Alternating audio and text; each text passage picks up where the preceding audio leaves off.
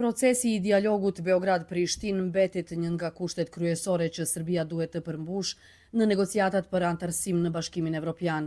Pikërisht për këtë temë u mbajt konferenca vjetore e grupit të punues për kapitullin 35 të Konventës Kombëtare për BE-n.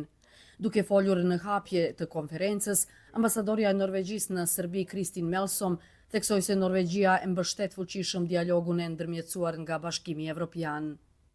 We strongly support the EU-facilitated dialogue. Norvegjia përshëndeti marrëveshjen e arritur në mars të vitit 2023 si një pikë kthese të rëndësishme në rrugën drejt normalizimit të marrëdhënieve. Ne vazhdojmë të inkurajojmë të dyat palët që të respektojnë angazhimet e marra, të përmbahen nga veprimet e njëanshme dhe të përkushtohen plotësisht në zbatimin e asaj që është rënë dakord. Norvegjia mbetet një partnere e qëndrueshme dhe e besueshme si për Serbinë, ashtu edhe për Kosovën, tha ambasadorja Melsom. Përfaqësuesit e grupit të punues për kapitullin 35 që monitoron procesin e dialogut vlerësuan se dialogu është në një krizë të thellë. Në këtë kontekst është rihapur edhe çështja e njohjes së Kosovës. Presidenti serb Aleksandar Vučić deklaroi se po të kishte vendosur Serbia sanksione ndaj Rusisë dhe ta njihte Kosovën, do të ishte përpara të gjitha vendeve kandidate për BE.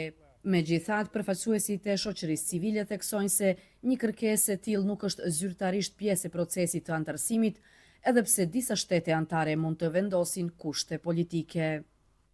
Evropska unija ne traži od Srbije da Një kërkesë e tillë nuk ekziston si kusht formal, megjithse disa vende anëtare të BE-s mund të vendosin kërkesa politike. Ajo që pritet nga Serbia është zbatimi i plotë i detyrimeve të marra, gjë që Serbia ende nuk e bën. Të përdorësh argumentin e njohjes së Kosovës në kontekstin e integrimeve evropiane nuk është as e saktë dhe as korrekte, tha Dragisha Mierčić, koordinatori i grupit të punues për kapitullin 35. Ekspertet kritikuan gjithashtu Bashkimin Evropian për mos përshtatjen e qasjes negociuese në realitetin aktual.